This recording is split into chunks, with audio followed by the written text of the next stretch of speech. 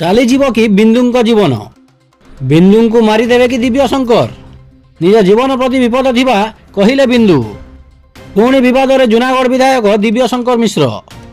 Golamunda block ଅଧ୍ୟକ୍ଷ ବିନ୍ଦୁ ମହାନନ୍ଦ ଏକ ପୋଷ୍ଟକୁ ନେଇ ଏବେ ରାଜନୀତି ସରଗରମ। ସୂଚନା ମୁତାବକ ଗତକାଲି ଗୋଲାମୁଣ୍ଡା ବ୍ଲକ ଅଧ୍ୟକ୍ଷ ନିଜ ସୋସିଆଲ ମିଡ଼ିଆ ଆକାଉଣ୍ଟରେ ନିଜ ଜୀବନ ଓ ପରିବାରର ଯଦି କିଛି କ୍ଷତି ହୁଏ ତେବେ ଦିବ୍ୟଶଙ୍କର ଦାୟୀ ରହିବେ ବୋଲି ପୋଷ୍ଟ କରିଥିଲେ।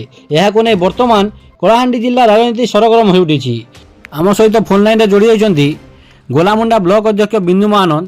ତାଙ୍କଠାରୁ ଶୁଣିବା ଚାଲନ୍ତୁ କ'ଣ ପାଇଁ ଦିବ୍ୟଶଙ୍କର ତାଙ୍କ ଜୀବନ ପଛରେ ପଡ଼ିଛନ୍ତି, କାହିଁକି ସେ ଏଭଳିଆ ଏକ ପୋଷ୍ଟ କରିଛନ୍ତି। ଆପଣ ଗତକାଲି ଆପଣ ସୋସିଆଲ ମିଡ଼ିଆରେ ଏକ ପୋଷ୍ଟ ଆପଣଙ୍କ ପରିବାର ଆପଣ ନିଜ ପ୍ରତି ଜୀବନ ପ୍ରତି ବିପଦ ଥିବା କହିଛନ୍ତି, ଯାହା ପାଇଁ କି ବିଧାୟକ ଦିବ୍ୟଶଙ୍କର ମିଶ୍ର ଦାୟୀ ରହିବେ ବୋଲି ମଧ୍ୟ କହିଛନ୍ତି। କ'ଣ ପାଇଁ ଏଭଳି ଏକ ପୋଷ୍ଟ କ'ଣ ପାଇଁ? ଦେଖନ୍ତୁ ଆଜ୍ଞା, ମୋର କ୍ୟାରିୟର ଆରମ୍ଭ ହେବାଠୁ ମାନେ ଜୁନାଗଡ଼ ବିଧାୟକ ଦିବ୍ୟଶଙ୍କର ମିଶ୍ର ମହୋଦୟ ମୋ ପଛରେ ଲାଗିଛନ୍ତି। ମୁଁ ଯେତେବେଳେ ଶିକ୍ଷକତା କରୁଥିଲି, ଶିକ୍ଷକତା ସମୟରେ ବି ହିଁ ସେ ତାଙ୍କର ଇଙ୍ଗିତରେ ତାଙ୍କର ନିର୍ଦ୍ଦେଶରେ ମୋତେ ଗିରଫ କରାଯାଇଥିଲା ମିଛ କୋଭିଡ ଭାଇରାଲ କେସ୍ରେ। ମୁଁ ଯେତେବେଳେ ରାଜନୀତିକୁ ଆସିଲି ପ୍ରଥମ କରି, ମୁଁ ବ୍ଲକ ଅଧ୍ୟକ୍ଷ ପ୍ରଥମ କରି ଯେତେବେଳେ ସଫଳତା ପାଇଲି, ସେତେବେଳେ ତାର ଚାର୍ଜ ନେବାର ବର୍ଷେ ପରେ ପୁଣି ମୋତେ ମିଛ କେସ୍ ଲଗେଇକି ଦୁଇ ଥର ସେ ଜେଲ୍ ପଠାଇଛନ୍ତି।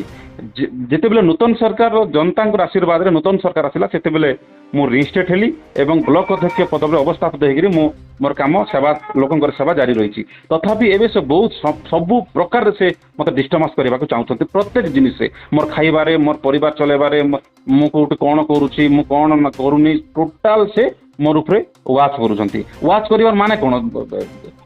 ନିଶ୍ଚିତ ଭାବରେ ସେ ମୋତେ ଡିଷ୍ଟର୍ବାନ୍ସ କରିବାକୁ ଚାହୁଁଛନ୍ତି, ମୋତେ ଦୁନିଆରେ ହଟେଇବାକୁ ଚାହୁଁଛନ୍ତି।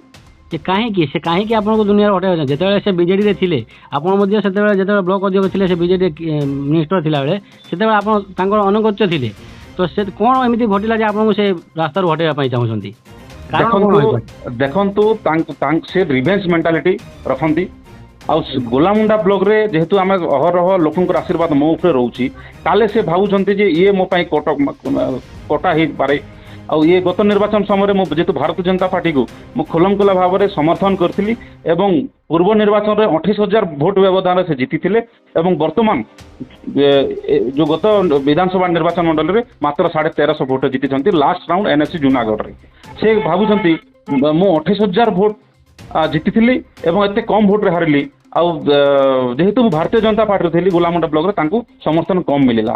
ସେଟା ହେଇଥାଇପାରେ, ନହେଲେ କ'ଣ ସେ ମମିତା ମେହେର କେସ୍ କିମ୍ବା ଗୋବିନ୍ଦ ସାହୁର କେସ୍ କ'ଣ ସେ କ'ଣ ଭାବୁଥିବେ ଯେ ସେ ଟାଇମ୍ରେ ମଧ୍ୟ ମୁଁ ଲୋକଲୋଚନକୁ ଆଣିଥିଲି। ମମିତା ମେହେର କେସ୍ ସମୟରେ ମୁଁ ଗଣମାଧ୍ୟମରେ ଖୋଲମଖୋଲା ଭାବରେ ପ୍ରତିକ୍ରିୟା ରଖିଥିଲି। ସେଇ ଟାଇମ୍ରେ ସେ ରିଭେଞ୍ଜ ନେଉଥିବେ ମୋ ଉପରେ, ସେଟା ସେ ଜାଣିବେ।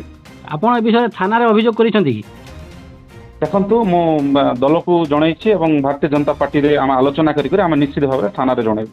ଆମେ ଆଇନର ଆଶ୍ରୟ ନେବୁ। ଆଜ୍ଞା, ବହୁତ ବହୁତ ଧନ୍ୟବାଦ ଆଜ୍ଞା ଆପଣ ମତାମତ ପାଇଁ। ଇଏ ଥିଲେ ଫୋନ୍ ଲାଇନ୍ରେ ଗୋଲାମୁଣ୍ଡା ବ୍ଲକ ଅଧ୍ୟକ୍ଷ ବିନ୍ଦୁ ମହାନନ୍ଦ। ସେ ନିଜେ ମଧ୍ୟ ଜାଣିନାହାନ୍ତି ଯେ କ'ଣ ପାଇଁ ଦିବ୍ୟଶଙ୍କର ମିଶ୍ର ତାଙ୍କ ପଛରେ ପଡ଼ିଛନ୍ତି, କିନ୍ତୁ କ୍ୟାରିୟର ପ୍ରଥମରୁ ହିଁ ଦିବ୍ୟଶଙ୍କର ତାଙ୍କ ପଛରେ ପଡ଼ିଛନ୍ତି ବୋଲି ଯାହା ସେ ଅଭିଯୋଗ କରିଛନ୍ତି। ସେ ବର୍ତ୍ତମାନ ପର୍ଯ୍ୟନ୍ତ ଥାନାର ଦ୍ୱାରସ୍ଥ ହୋଇନଥିଲେ ମଧ୍ୟ ଆଗକୁ ଥାନାର ଦ୍ୱାରସ୍ଥ ହେବେ କି ନାହିଁ, ଦୁହିଁଙ୍କ ମଧ୍ୟରେ ଚାଲିଥିବା ଶୀତଳ ଯୁଦ୍ଧ କେତେ ଦୂର ଗତି କରିବ ତାହା ଦେଖିବାକୁ ବାକି ରହିଲା।